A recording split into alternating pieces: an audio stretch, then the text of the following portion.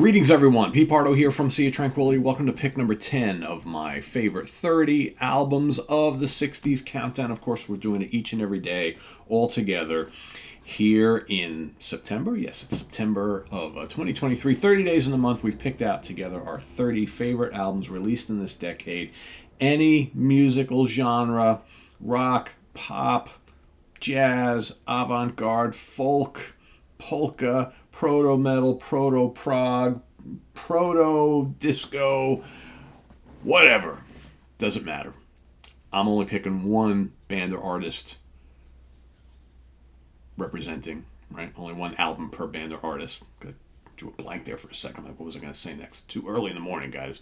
But you guys are free to pick multiple albums by any one artist or band, right? I'm trying to keep the playing field as wide open as possible. I think we've done a really good job of it so far. Crossed over lots of genres, I think. And today, this is a great one. This is a trailblazer. This is the debut album from this particular dude.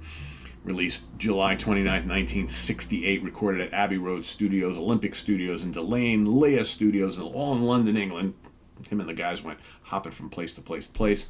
Produced by Mickey Most for EMI, Columbia in the UK, Epic Records here in the States. I'm talking about Truth by Jeff Beck. All right. It says Jeff Beck. It's officially his first solo record, but this is a band, right? This is the Jeff Beck group, right? Of course.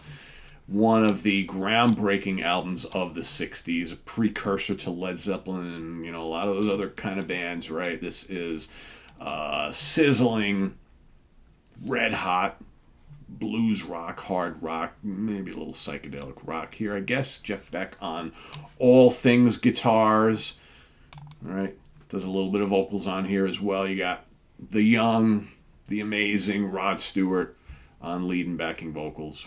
Ronnie Wood on bass guitar. Of course, Ronnie Wood would become the co-guitar player in the Rolling Stones. 7 or so years later, right? Replacing Mick Taylor. But he's on bass guitar here. Mickey Waller on drums. And there's a few other people who are kind of on this album, maybe a little credited or uncredited, right? That list includes John Paul Jones on bass. In a couple places, Nicky Hopkins on piano on the album, Keith Moon, drums, Madeline Bell, backing vocals, John Carter, Ken Lewis, backing vocals, Clem Catini, drums, Ansley Dunbar, drums, Jimmy Page, little guitar, right? Maybe a couple other people here and there, right? This is a big superstar event. What do we got on here? Of course, it starts off with Shapes of Things. Right, great version of that song. Excellent. Rod Stewart right off the bat, just showing those vocal pipes, man. What a great singer. He was just so fresh, breath of fresh air, a breath of fresh air here in 1968 on this album.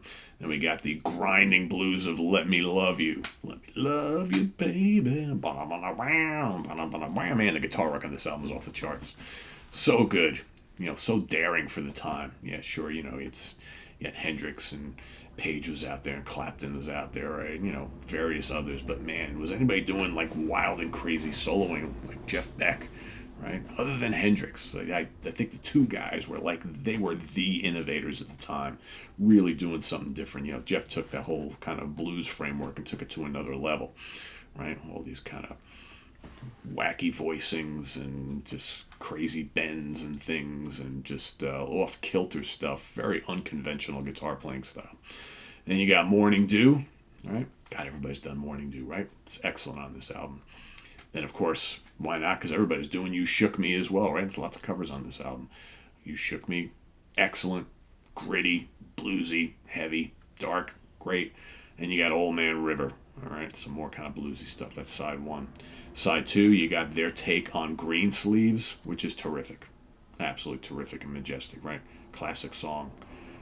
Done a rock way here. Great stuff. Then, of course, Rock My Plimsoll. Another good, gritty, heavy, bluesy number. Beck's Bolero is up next. Another classic song. Written by Jimmy Page. Beck's Bolero is just terrific. Gorgeous, majestic stuff. Blues Deluxe comes up. Another great rockin' blues rave up. And then, of course, a sizzling take on I Ain't Superstitious to finish it all off. Yeah, great stuff. Great album. Again, it's almost like, Jimmy Page obviously, worked a little bit on this album, right? Basically took this framework and went off and did his own thing in Led Zeppelin shortly thereafter. But the blueprint for Led Zeppelin is right here, basically. That young, blonde, soon-to-be iconic frontman and that masterful electric guitar player and the great rhythm section, right?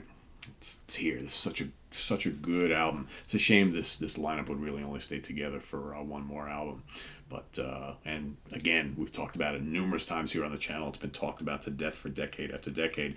This band was supposed to play Woodstock in 1969, and I think had they played Woodstock, this band would have been enormous.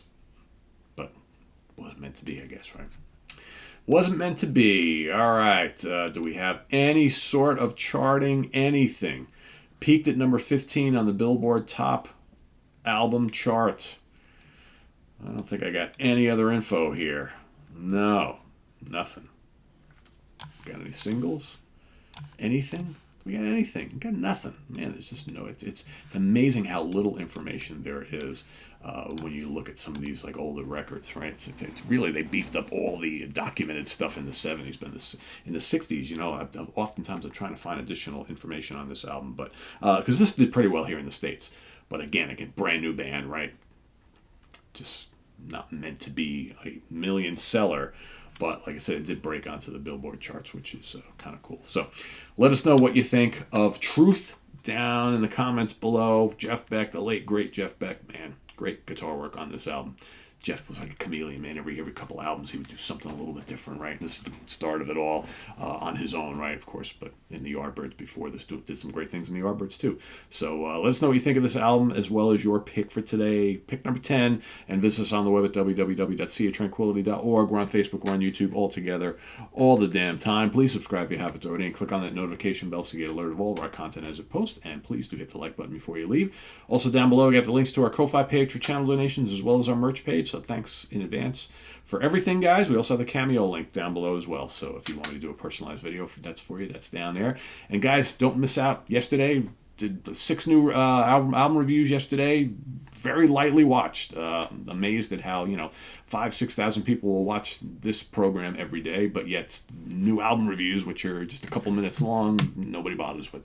So please support the artist. Go back and watch yesterday's videos and check out or last week as well, the week before. Every Wednesday we post anywhere from 3 to 5 or 6 reviews of new albums from newer bands, older bands, right? Archival releases, live albums, all sorts of stuff. So please don't skip out on those, because the bands do need your support. And it only takes a few minutes to watch the video, and if it sounds like something you might be interested in based on the kind of music you like, you can go. I try to always provide links where you can go check out the albums and listen to them. So hopefully you'll find your new favorite album of the year, right, in one of these. So that's what it's all about. So thanks again, everybody. We'll see you real soon. I am Pete Pardo. Tune in tomorrow for pick number 9. Till then, have a good one. Bye-bye.